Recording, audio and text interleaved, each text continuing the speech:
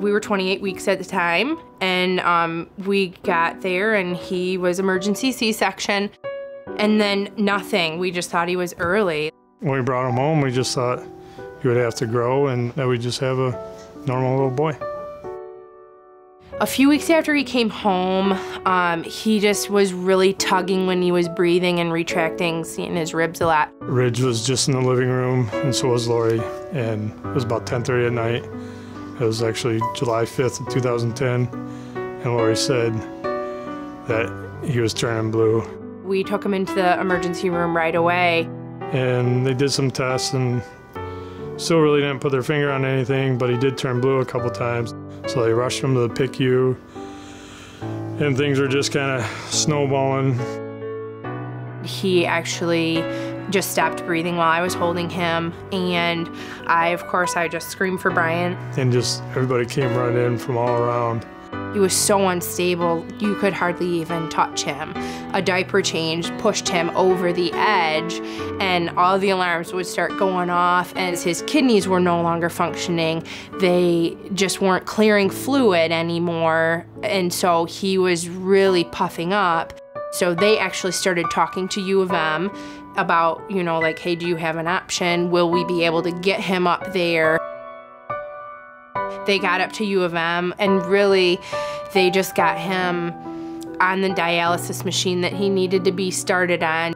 Their main goal was really just to get him stable. Once they got him up to U of M, they started trying to see whether his kidneys would function at a lower blood pressure or not, if they were gonna need to take him out, if they could leave him in. And after many days of yes, no, they decided that they were gonna have to take the kidneys out. And it was great. And it was the first time in 6 weeks that we had been able to hold him. And it was, I mean, I just had tears running down my face, and, you know, like, not being able to hold him, oh, it was so hard. Nobody said much of anything. They kind of tiptoed around us, but honestly, one of the sweetest moments of our parenting lives. The next thing that happened after his kidneys came out was actually probably one of the worst things that has happened in the journey so far.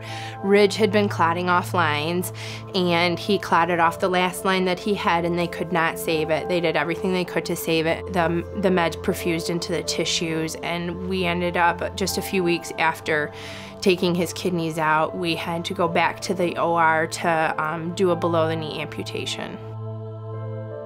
You know, we were extremely thankful that he was still alive, he was still with us, but, you know, completely devastated at the same time that we were losing a leg, but then trying to, it's only a leg, it's okay, we still have Ridge.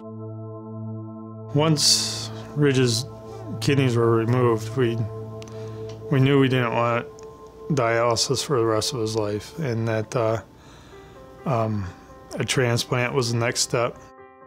He just did not have big enough vessels to do hemodialysis, and so, like, really, transplant was his option. So we pushed about as hard as we could, and my workup was done within 2 weeks, I believe it was, and we had known that I was already a match, and so they got all of my workup done, and then they got him scheduled.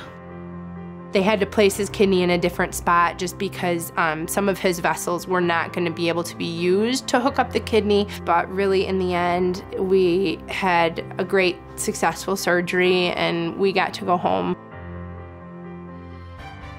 I love the Kidney Foundation, and I think that the one thing that I would want to let people know is that they can help. They will help.